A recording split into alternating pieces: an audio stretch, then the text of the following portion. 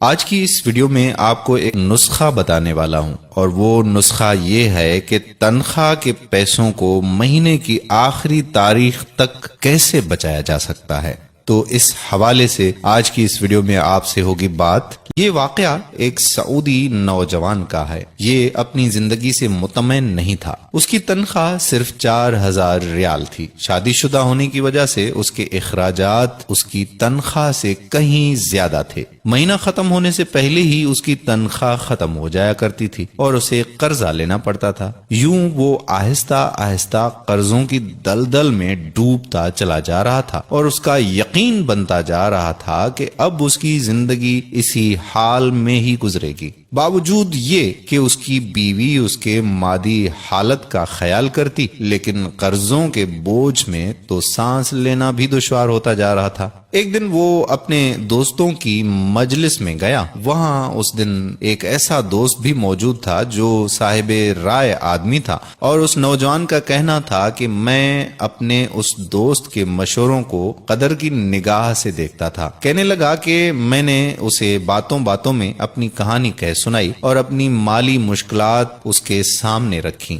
اس نے میری بات سنی اور کہا کہ میری رائے یہ ہے کہ تم اپنی تنخواہ میں سے کچھ حصہ صدقہ کے لیے مختص کر لو۔ اس سعودی نوجوان نے حیرت سے کہا کہ جناب، مجھے تو گھر کے خرچے پورے کرنے کے لیے قرضے لینے پڑتے ہیں اور آپ صدقہ نکالنے کا کہہ رہے ہیں۔ خیر، میں نے گھر آ کر اپنی بیوی کو ساری بات بتائی تو بیوی کہنے لگی کہ تجربہ کرنے میں بھلا کیا حرج ہے، ہو سکتا ہے کہ اللہ تعالیٰ تم پر رزق کے دروازے کھول دے۔ کہتا ہے کہ میں نے ماہانہ 4000 ریال میں سے 30 ریال صدقے کے لیے مختص کرنے کا ارادہ کیا اور مہینے کے آخر میں اسے ادا کرنا شروع کر دیا۔ سبحان اللہ، قسم کھا کر کہتا ہوں کہ میری تو حالت ہی بدل گئی۔ کہاں میں ہر وقت مالی ٹینشنوں میں اور سوچوں میں رہتا تھا، اور کہاں اب میری زندگی گویا پھول ہو گئی ہو جیسے، ہلکی پھلکی آسان۔ قرضوں کے باوجود میں خود کو آزاد محسوس کرتا تھا۔ ایک ایسا ذہنی سکون تھا کہ میں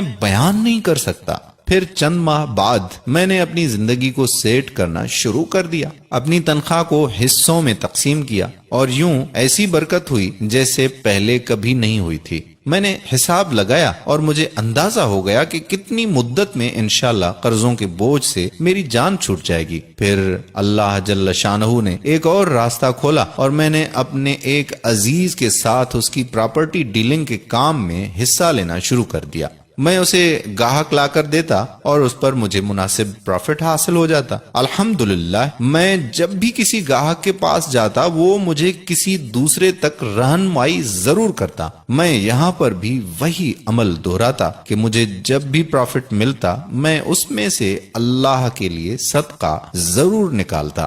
وہ کہتا ہے کہ اللہ کی قسم، صدقہ کیا ہے کوئی نہیں جانتا سوائے اس کے کہ جس نے اسے آزمایا ہو۔ صدقہ کرو اور صبر سے چلو، اللہ کے فضل و کرم سے خیر و برکتیں اپنی آنکھوں سے دیکھو گے۔ تو میرے پیارے بھائیوں اور محترم بہنوں، صدقے کی بہت زیادہ اہمیت ہے۔ جتنا ہو سکے زیادہ سے زیادہ صدقہ کریں۔ ایک صدقہ تو آپ ابھی اس وقت نکال سکتے ہیں، اور وہ صدقہ یہ ہے کہ آپ اس ویڈیو کو زیادہ سے زیادہ شیئر کریں تاکہ لوگوں کو صدقہ کرنے کی توفیق ہو، اور جو بھی صدقہ کرے گا اس کا ثواب آپ کو بھی ملے گا اور ہمیں بھی ملے گا۔ جب آپ کسی مسلمان کو تنخواہ میں سے صدقے کے لیے رقم مختص کرنے کا کہیں گے اور وہ اس پر عمل کرے گا تو آپ کو بھی اتنا ہی اجر ملے گا جتنا صدقہ کرنے والے کو ملے گا، اور صدقہ دینے والے کے اجر میں کوئی بھی کمی واقع نہیں ہوگی۔ سوچئے، آپ اس دنیا سے چلے جائیں گے اور آپ کے سبب آپ کے پیچھے کوئی صدقہ کر رہا ہوگا۔ صدقے کی نیت سے اس ویڈیو کو زیادہ سے زیادہ اپنے دوستوں احباب کے ساتھ شیئر کریں۔ آخر میں وہی التجا کہ آپ